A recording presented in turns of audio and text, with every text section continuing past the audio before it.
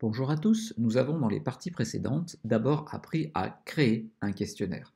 Une fois que ce questionnaire a été créé, nous l'avons administré, c'est-à-dire que nous avons communiqué à des répondants qui ont rempli ce questionnaire et qui nous l'ont renvoyé.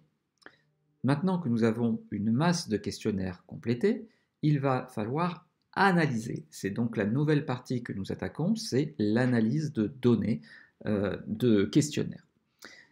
Il existe trois grands types d'analyse de données. Nous avons l'analyse univariée, celle qui consiste à analyser une seule variable. Par exemple ici, quelle chaîne de télévision regardez-vous? On peut également faire de l'analyse bivariée, c'est un petit peu plus complexe. Par exemple, est-ce que les chaînes de télévision, quelles sont les chaînes de télévision regardées par les hommes? Donc chaîne de télévision et le genre qui va être croisé. Il s'agit ici de l'analyse bivariée et de façon un peu plus complexe, nous avons l'analyse multivariée qui va consister à analyser plusieurs modalités de réponse ou plusieurs critères, plusieurs questions en même temps. Nous reviendrons sur tout cela plus tard. Nous allons commencer dans un premier temps avec l'analyse univariée. C'est ce qui va nous permettre d'interpréter les résultats de l'étude. Nous devons trier les données brutes et le tri le plus simple, c'est le tri à plat, que l'on appelle également analyse univariée. Il s'agit ici de faire un calcul de pourcentage pour chaque question où cela a du sens. Si je reprends l'exemple que vous avez sous les yeux, nous avons ici une interrogation sur les chaînes de télévision qui sont regardées par les répondants. Nous avons dans une colonne N le nombre de personnes qui a répondu regarder France 2. Et puis juste à côté, nous avons le pourcentage de personnes qui disent avoir répondu qui disent avoir regardé France 2. Ainsi, nous avons 115 personnes qui disent regarder France 2, ce qui représente 24% des répondants. Voilà les deux types d'analyse que nous pouvons faire sur des variables fermées. Potentiellement, nous pouvons également calculer le mode. Le mode, c'est la valeur la plus souvent répétée.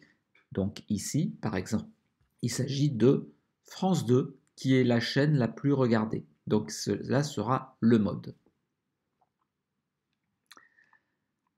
Si la question n'est pas fermée, mais qu'elle est numérique, à ce moment-là, on pourra effectuer en plus quelques calculs, comme des sommes, des moyennes, un écart type et d'autres petites fonctions.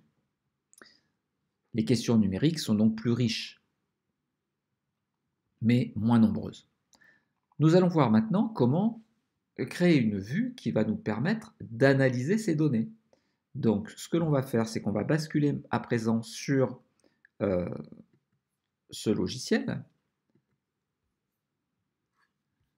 Je rebascule sur Sphinx pour que nous ayons toutes les informations en grand. Donc, la nouvelle enquête sur laquelle nous allons travailler, c'est l'enquête télévision que nous avons appris à dupliquer la dernière fois. Je vais donc l'ouvrir. Je suis sur 2025 télévision vidéo. Je vais l'ouvrir. Alors, je peux l'ouvrir directement par le questionnaire, accéder à la diffusion, accéder au tableur. J'avais expliqué ces trois boutons-là. Mais là, tant qu'à faire, puisqu'il s'agit de faire de l'analyse, je vais cliquer directement sur accéder aux analyses. L'environnement se lance et la première chose que l'on me demande, alors bien sûr, j'aurais eu la même chose si j'avais cliqué sur questionnaire, je serais tombé sur le questionnaire et il m'aurait simplement fallu basculer sur l'onglet analyse pour retomber sur cette même vue. Cela revient au même. Donc, le principe de l'analyse repose sur des vues. Je vais donc créer une vue qui sera un document. Voilà, nouvelle vue. Je peux alors utiliser des modèles de mise en page. Moi, ce que je vais faire, c'est simplement une vue vierge, donc une page blanche, tout simplement, et je vais faire suivant. Nous avons la possibilité de régler un certain nombre de choses. Il n'y a qu'une information obligatoire, c'est donner un nom à cette vue, parce qu'on peut en avoir plusieurs. Donc moi, ce que je mettrai comme nom, c'est analyse univariée télévision 2025. Et en description, on pourrait mettre exercice sur le chapitre Analyse univariée.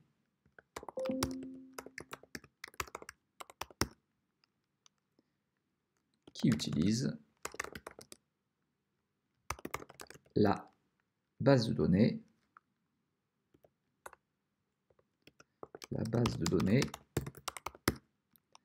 télévision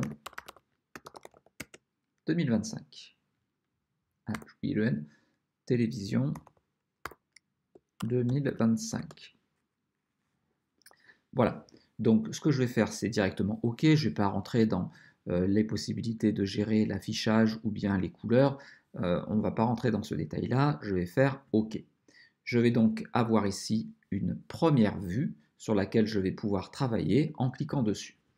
Maintenant que j'ai cliqué dessus, eh bien, je vais avoir un espace central qui sera l'espace de présentation des variables, présentation des variables qui se trouve sur la gauche. Donc si par exemple, ce qui m'intéresse, c'est de savoir quelle est la chaîne, quelles sont les chaînes préférées ou quelle est la chaîne la plus regardée, je vais cliquer sur la chaîne la plus regardée, je vais la glisser sur l'espace de travail et nous nous retrouvons donc ici avec un questionnaire qui est dépouillé, c'est-à-dire que les 485 réponses ont été étudiées sur la chaîne la plus regardée. Ainsi, 22% des gens regardent TF1, 11% Arte, 24% France 2, etc., etc., etc. Voilà comment créer une vue et faire de l'analyse. Bien entendu, dans les vidéos suivantes, on va reprendre toutes ces notions-là en détail pour voir quels sont les différents types d'analyses univariées dans un premier temps, puis nous continuerons sur les analyses bivariées. J'espère que cette vidéo vous a plu, qu'elle vous a permis de mettre le pied à l'étrier sur le principe de l'analyse. Si c'est le cas, n'hésitez pas à liker la vidéo, pensez à vous abonner et bien entendu à commenter les vidéos que je fais pour les enrichir. À très bientôt.